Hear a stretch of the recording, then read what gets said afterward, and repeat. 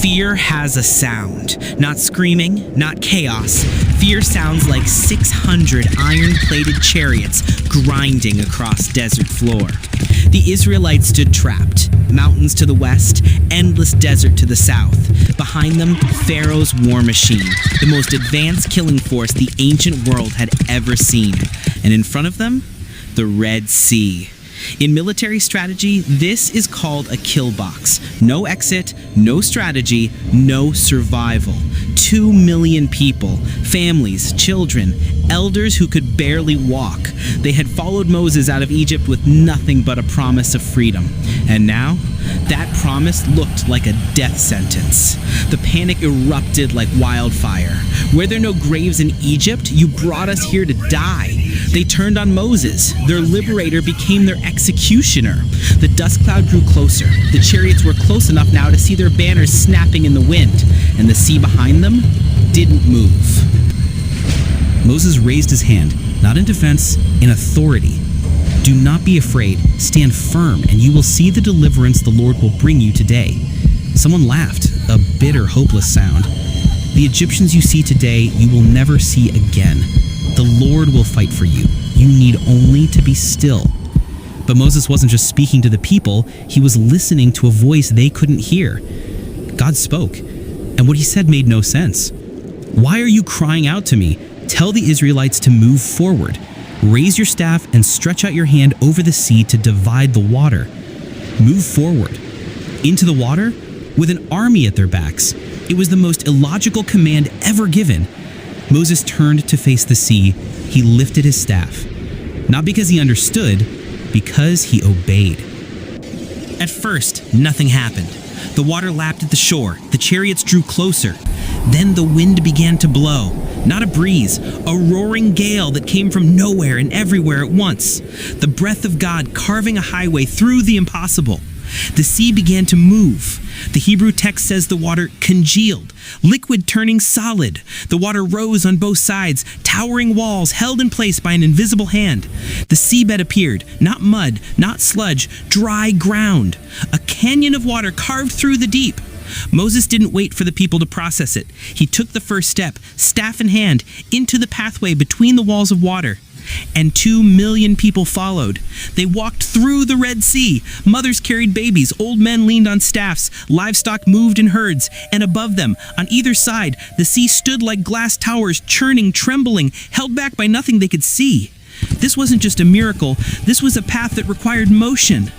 Behind them, Pharaoh's army reached the shore.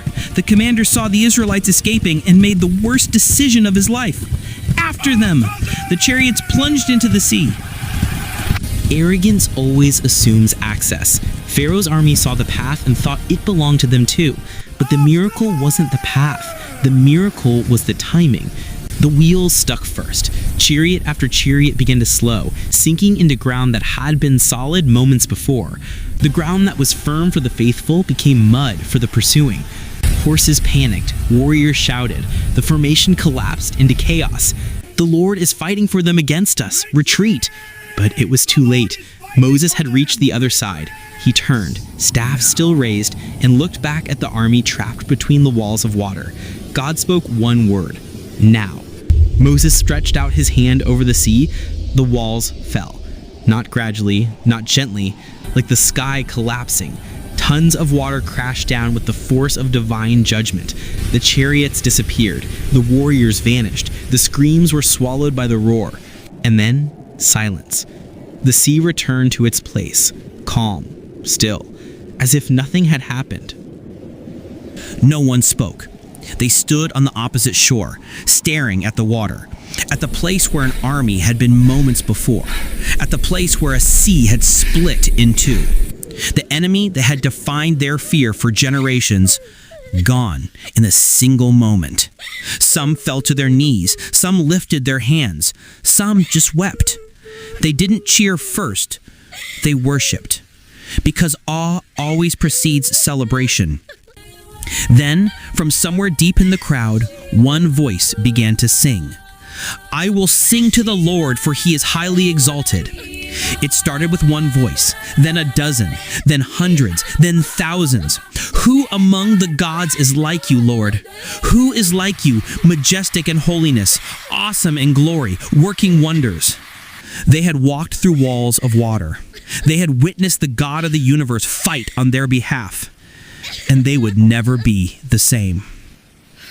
Here's what we miss when we treat this as just history. The miracle didn't begin when the sea split. It began when Moses stepped. The Israelites weren't delivered because they had great faith. Minutes before the sea parted, they were screaming in panic. They were delivered because their leader obeyed an illogical command. God didn't say stand still and watch. He said move forward. Not when you see the path, not when it makes sense, now.